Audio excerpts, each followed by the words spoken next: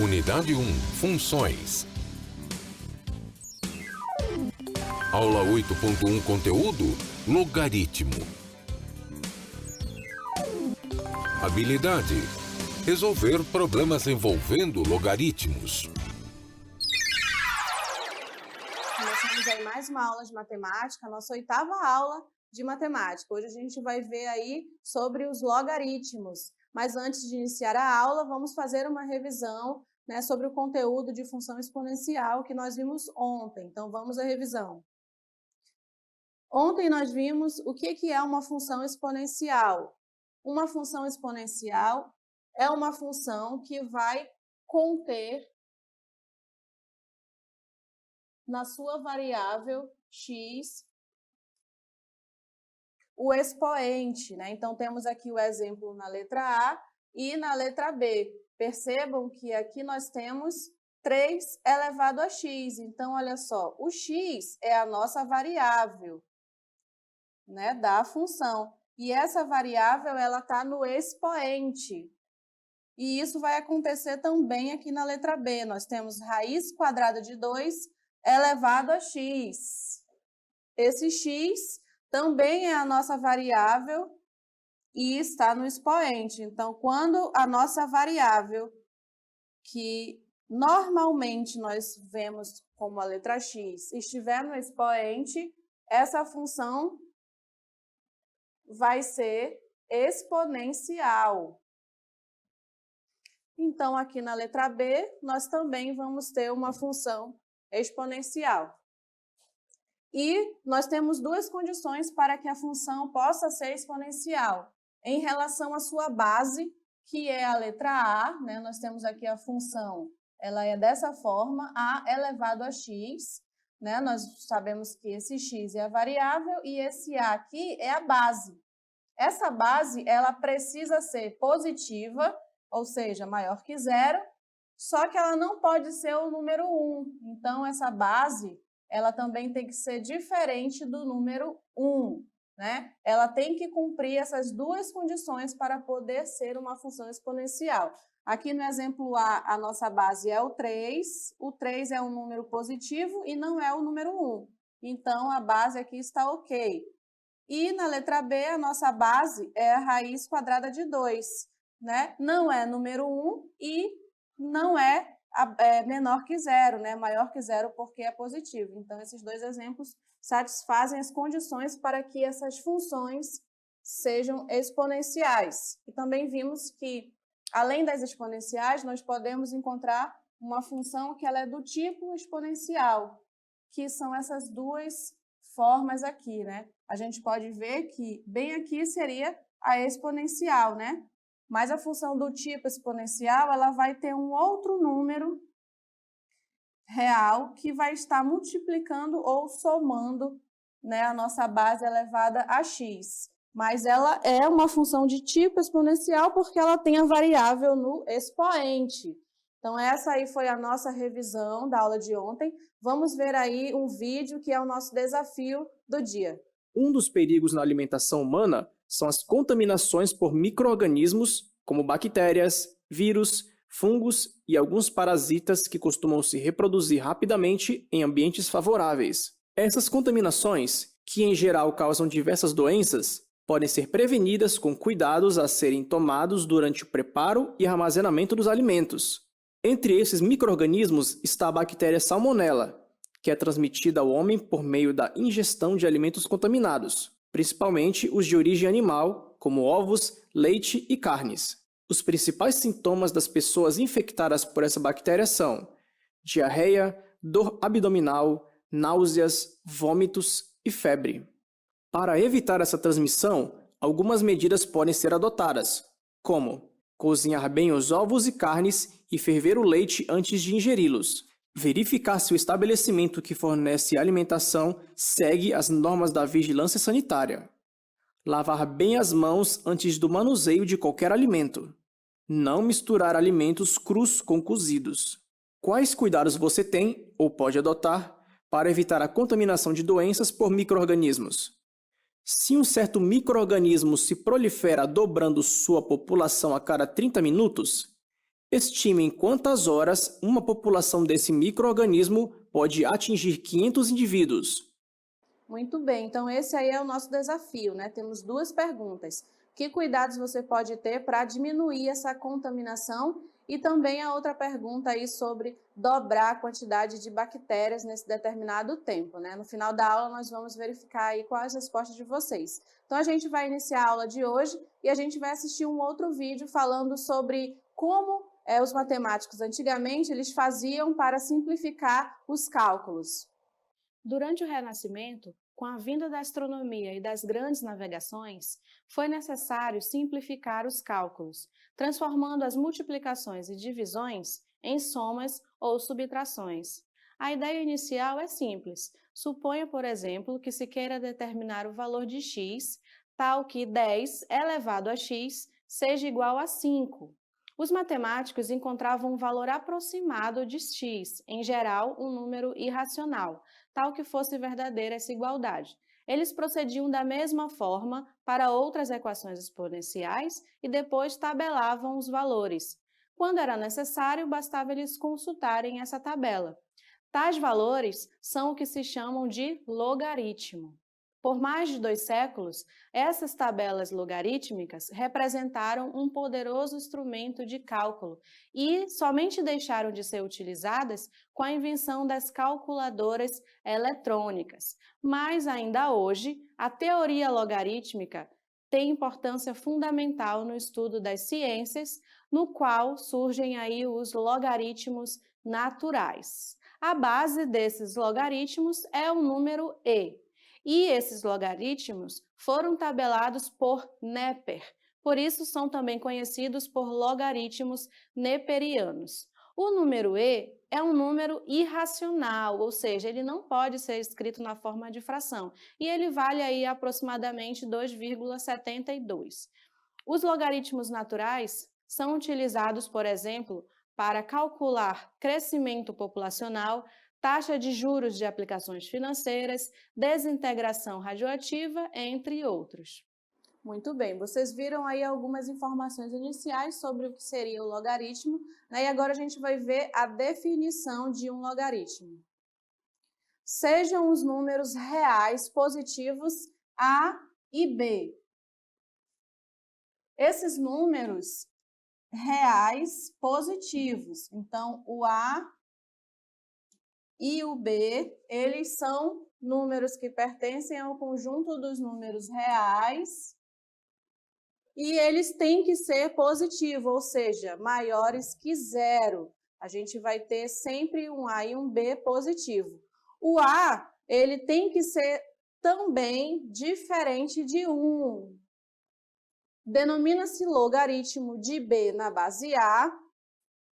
O expoente x tal que b elevado a x, b é igual a elevado a x, isto é, nós estamos vendo aí logaritmo de b na base a igual a x, se somente se o a elevado a x for igual a b. Muito bem, então a gente vai ter o seguinte, olha só, log de b na base a. É desse jeito que a gente vai fazer essa leitura. Log de b na base a vai ser igual a x. Esse x é o logaritmo.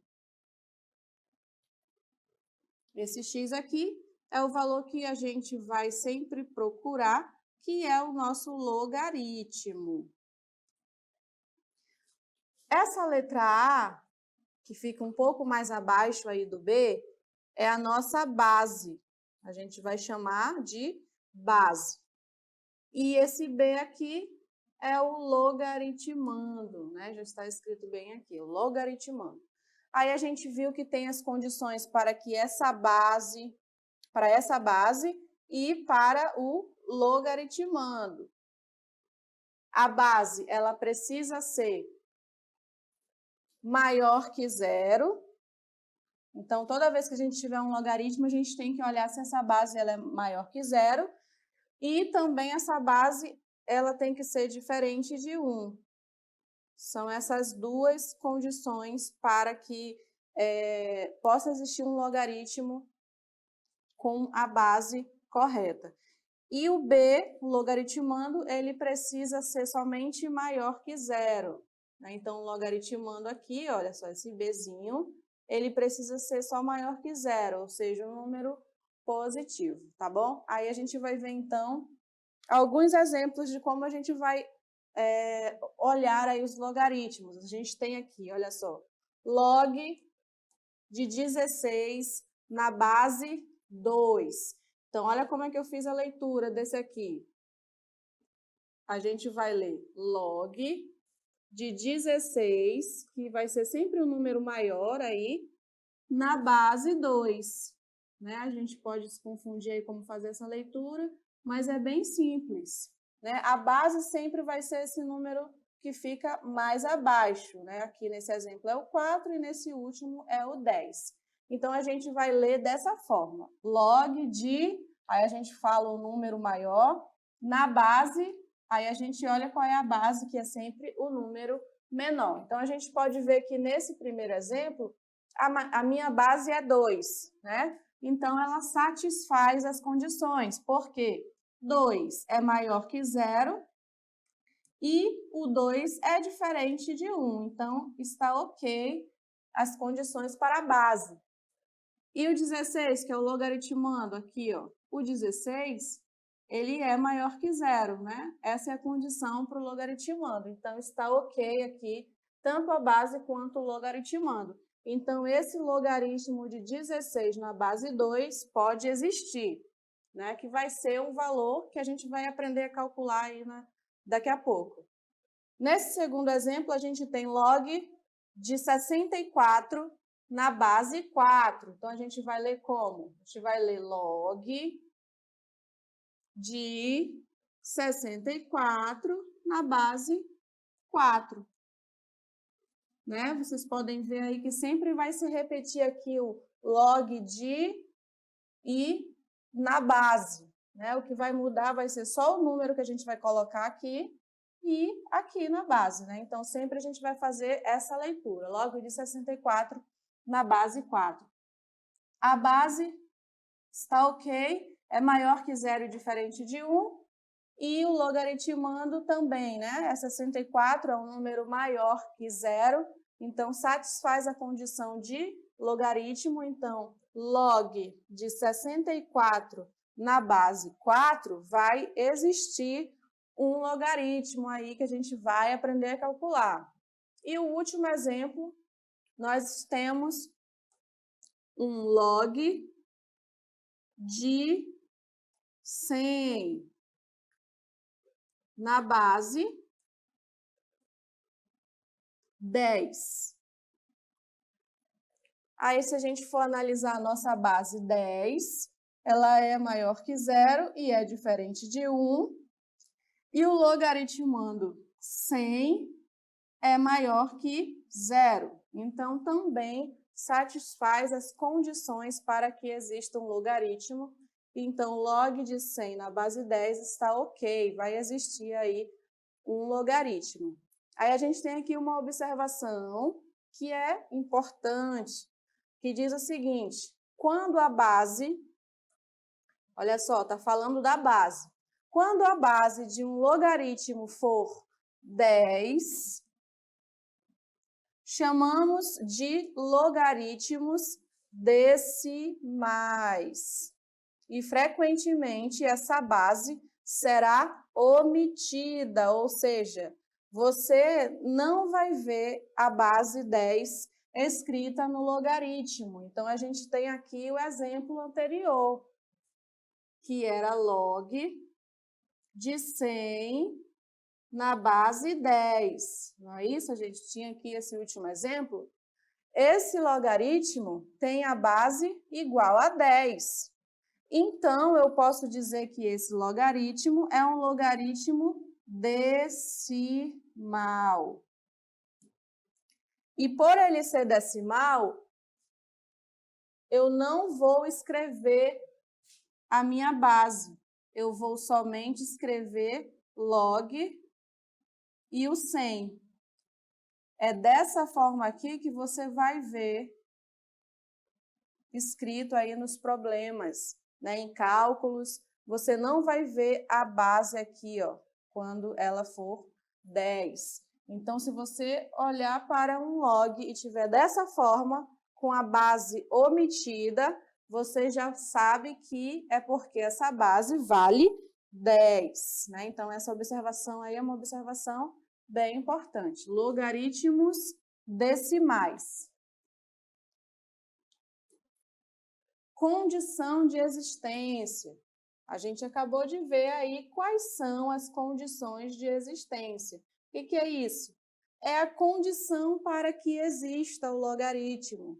A gente já viu aí, né, que é o quê? A minha base tem que ser maior que zero, ou seja, a gente vai ter aí números que são positivos, somente positivos na base.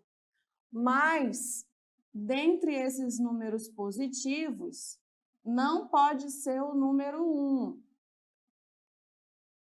Então, para a minha base, eu tenho essas duas condições de existência.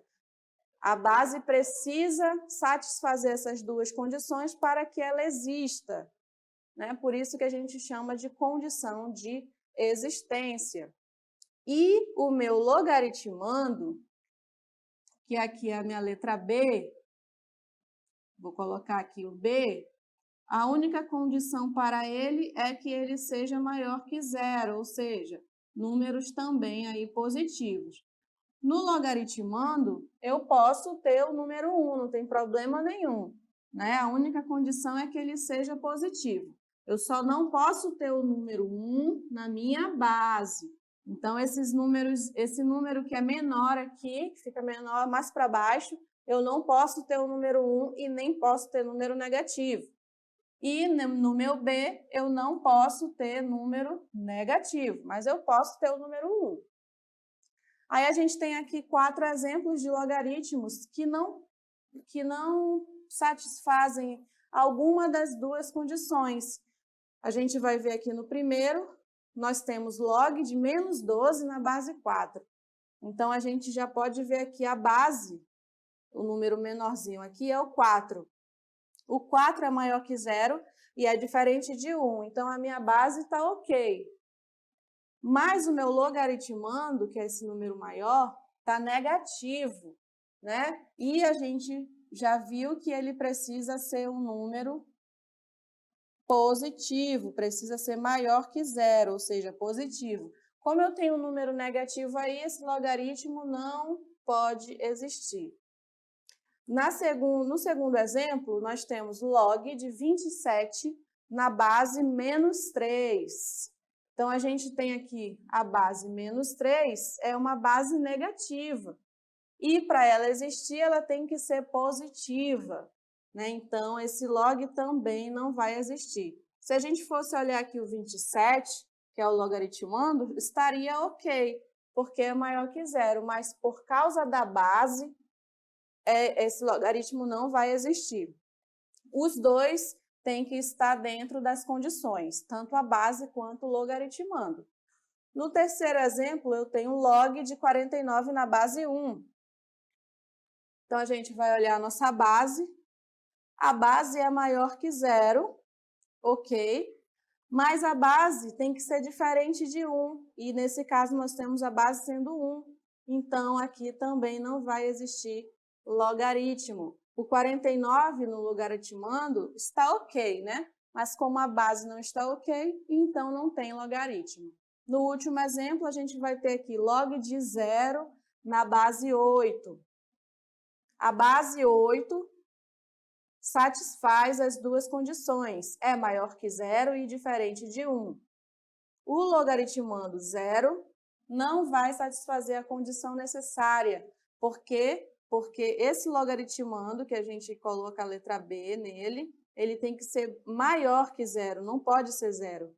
Então, esse logaritmo também não vai existir. Então, é bem importante essas duas condições aí, as condições para a base e para o logaritmando, tá bom? Para poder existir aí logaritmo. Então, a gente vai ver agora algumas consequências da definição. A partir da definição, a gente tem aqui essas três consequências que a gente pode considerar. Toda vez que a gente tiver um log de A na base A, esse log vai ser igual a 1. Como assim? Ou seja, se você tiver um log de 17 na base 17, olha aí, a base e o logaritmando são o mesmo número. Então, a gente nem precisa calcular esse log, porque eu já posso dizer que esse log é igual a 1, pela consequência da definição. Então, se você tiver a base igual ao logaritmando, pode colocar na resposta que o logaritmo é igual a 1.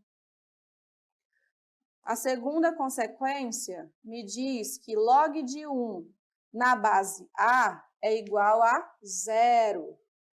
Vamos ver um exemplo. Se a gente tiver um log de 1, aí a base A, eu posso escolher qualquer base aqui, vamos colocar 95. Observem que esse 1 é o logaritmando. O logaritmando, ele pode ser 1, né? Ele só tem que ser maior que 0. Quem não pode ser 1 é a base. Não vão confundir aí a base com o logaritmando. Então, quando a gente tiver um logaritmando igual a 1, não importa que base eu tiver aqui, a minha resposta sempre vai ser 0. Né? Se a gente tiver log de 1 na base 152, pode colocar a resposta 0. Por quê? Porque o logaritmando é 1. Não importa qual seja a minha base. Né? A gente só vai ter que olhar se essa base ela é maior que 0 e se ela é diferente de 1, tá bom? Que são as condições de existência. E no terceiro exemplo, nós temos aqui a outra condição, que é log de A elevado a M na base A. Então, olha só, o logaritmando é esse aqui, ó, A elevado a M. E a base A. O resultado vai ser o próprio expoente do logaritmando. Como assim, professor? Então, a gente vai ver um exemplo com números, que sempre fica mais fácil, né? Então, se a gente tiver assim, ó, um log de 3 elevado a 2 na base 3, o resultado vai ser o próprio expoente, 2. Né? Então, vocês olhem aqui, ó. Esse é o logaritmando, mas ele está em forma de potência, 3 elevado a 2. A base é o próprio 3 aqui. Então, a gente tem aqui a base, ela vai ser, quando ela for igual à base da potência, o resultado, ou seja, o logaritmo, vai ser o próprio expoente.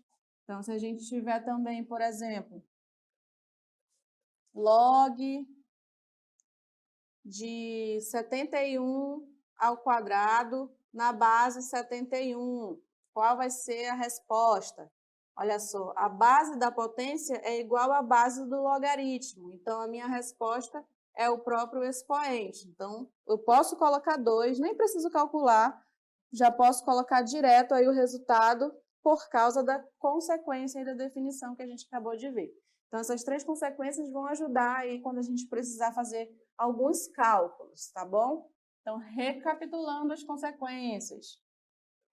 Quando eu tiver o mesmo número na base e no logaritmando, o meu resultado vai ser 1.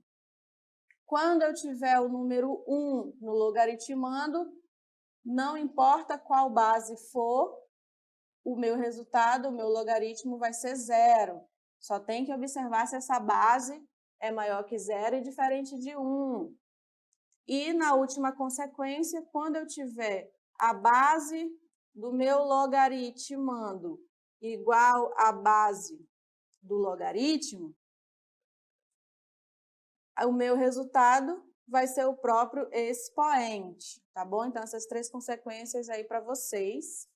E agora a gente vai ver aí algumas propriedades que vão nos ajudar também aí nos cálculos de logaritmo. A gente ainda não viu como é que a gente vai calcular, né?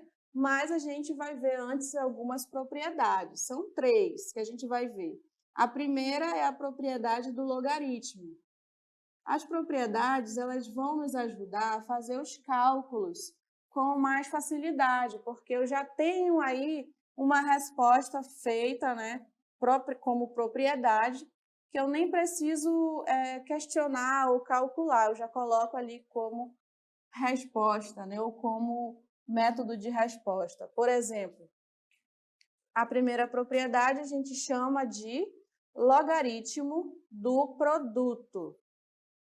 Então, a gente tem um log aqui, log de 9 vezes 7 na base 6. Olha só, o 6 é a base, e no logaritmando aqui, ó, a gente tem um produto, né? A gente tem uma multiplicação, que é 9 vezes 7.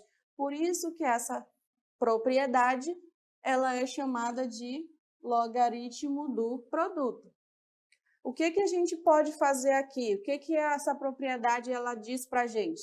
Que quando a gente tiver no logaritmando uma multiplicação, a gente pode separar essa multiplicação colocando uma soma. O que aconteceu? A gente separou aqui log de B na base A, que foi isso aqui, ó, a gente separou, e a gente utilizou a mesma base A, mas agora no log C. Então, quando a gente tiver um produto, a gente pode fazer aí a soma dos logaritmos que estão sendo multiplicados. E aí a gente tem que ter a mesma condição, né? Tem que olhar se o A é maior que 0, se ele é diferente de 1, se o B e se o C são maiores que o 0, né? Aquelas condições de existência que a gente já viu. Vendo aí isso num exemplo, a gente tem o seguinte, olha só. Se eu tenho aqui, ó, log de 2 vezes 6, 2 vezes 8, na base 2, o que a gente pode fazer? A gente vai utilizar essa base tanto para o 2 quanto para o 8. Aí a gente vai ter a soma desses logs, né? A gente vai ter aí uma soma, e aí a gente vai ter o log de 2 na base 2, mais log de 8 na base 2. Então, a gente só fez separar essa multiplicação, somando os logs, e utilizou a mesma base para cada um dos números que a gente separou. Essa é a nossa propriedade. A gente vai fazer, toda vez que a gente tiver um log dessa forma aqui, né, o logaritmo do produto, a gente vai separar. A gente vai separar colocando uma soma aí entre os logaritmos. A próxima propriedade é semelhante, mas aí logaritmo do quociente. Logaritmo do quociente é bem semelhante, mas ao invés de multiplicação, a gente vai ter um logaritmo que tem uma divisão.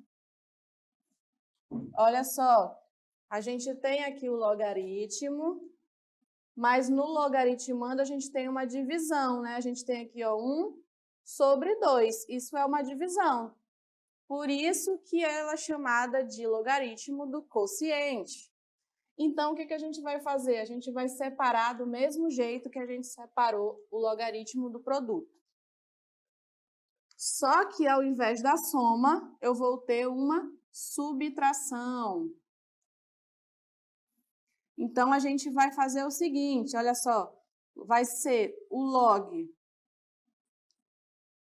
de 1. Quem é esse 1? É o numerador aqui da divisão, né? dessa fração, que é uma divisão. E a base, eu vou utilizar a mesma base, 2. Aí eu vou subtrair por log de 2. Quem é esse 2?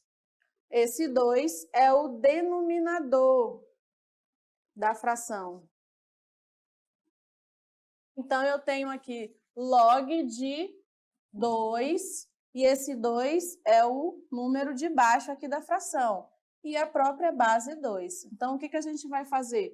A gente tem aqui 1 sobre 2, né? Aí a gente vai separar. Esse 1 é esse 1 aqui, e esse 2 é esse 2 aqui. E a base é a mesma base que eu tenho aqui, ó. Ela vai ser usada para os dois números. E entre esses logs a gente coloca uma subtração. A terceira propriedade que a gente vai ver é a propriedade da potência. O que ela vai dizer para a gente? Ela vai dizer o seguinte: quando a gente tiver um logaritmo que tem o logaritmando desse jeito aí, uma potência, olha só o que vai acontecer. Vamos ver aqui nesse exemplo. A gente vai ter assim, ó, se a gente tiver isso aqui, ó, log de 4 elevado a 3, olha só, é uma potência, na base 2. Aqui é o meu logaritmando, né? E aqui é a minha base. O que a gente vai fazer? A gente vai pegar esse expoente aqui e colocar na frente do log. Então, a gente vai ter 3, aí a gente vai multiplicar pelo log todo, que é log de 4 na base 2. Então, o que aconteceu? Só fiz tirar o logaritmo, o expoente e colocar na frente do logaritmo. Vou fazer de novo. Eu tenho isso aqui, né? Isso aqui vai ser igual a quê? Eu pego esse expoente e coloco na frente do logaritmo. Então, a gente vai ter 3 vezes, aí a gente só faz repetir o logaritmo sem o expoente. Então, vai ser 3 vezes log de 4 na base 2. Essa aqui é a propriedade.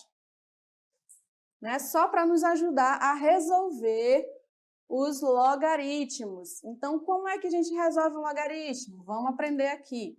Nesses 3 exemplos, é bem simples, né? Vamos prestar só atenção aí nessa conta. A gente tem 3 exemplos e a gente vai colocar aqui as contas. Olha só. No exemplo A, eu tenho log de 64 na base 4. Igual a x, esse valor aqui que a gente vai querer encontrar. O que a gente vai fazer? Você vai pegar a base e elevar ao x e vai igualar ao logaritmando. Então, eu tenho aqui a base é 4, elevo a x e igualo a 64. Aí, a gente vai ter que resolver isso daí, né? Como é que a gente resolve isso? Eu vou precisar colocar esse 64 na mesma base 4. Então, a gente repete o primeiro aqui, que é 4 elevado a x, e isso vai ser igual a 4 elevado a algum expoente. Só que esse 4 elevado a algum expoente, ele precisa ser igual a 64, né? Então, se a gente tem aqui 4 elevado a 1 é 4. 4 elevado a 2 é 16. 4 elevado a 3 é 64. Então, é esse aqui que eu vou utilizar, esse 4 elevado a 3, no lugar do 64, porque é a mesma coisa, mas agora está em forma de potência. Aí, a gente tem isso aqui, ó. 4 elevado a x é igual a 4 elevado a 3. Se eu tenho aí essas potências que são iguais, né? As bases são iguais, os expoentes também vão ser iguais. Então, o meu x é igual a 3. Essa é a minha resposta. X é igual a 3. Que x é esse? É o logaritmo. O nome dele é logaritmo. E é esse x aqui, ó. 3. Vamos fazer a letra B. a gente pega a base, eleva ao expoente, a gente pega a base, eleva ao x, né? Vai ser o nosso expoente, e iguala ao logaritmando. Faz aí essa voltinha. Então, a gente vai ter isso aqui. E agora? Agora, a gente precisa resolver, né? Colocar na mesma base aí esses dois números. A gente pode colocar tudo na base 4, por quê? A gente sabe que 16 é a mesma coisa que 4 ao quadrado, né? Porque 4 ao quadrado é 4 vezes 4. E a gente pode escrever o 1 sobre 4 na base 4 também. Só que vai ser 4 elevado a menos 1. 4 elevado a menos 1 é o mesmo que 1 sobre 4. Lembram que a gente fez na potência? Como é que a gente resolve isso aqui? Aí a gente fez o quê? Coloca o 1 em cima e coloca todo ele aqui para baixo. Vai ficar assim, só que com um expoente positivo. Então, olha só, 1 sobre 4 é a mesma coisa que 4 elevado a menos 1. Então, eu coloquei aqui 4 elevado a menos 1. E aí, eu vou elevar a x, né? Que é esse x aqui também.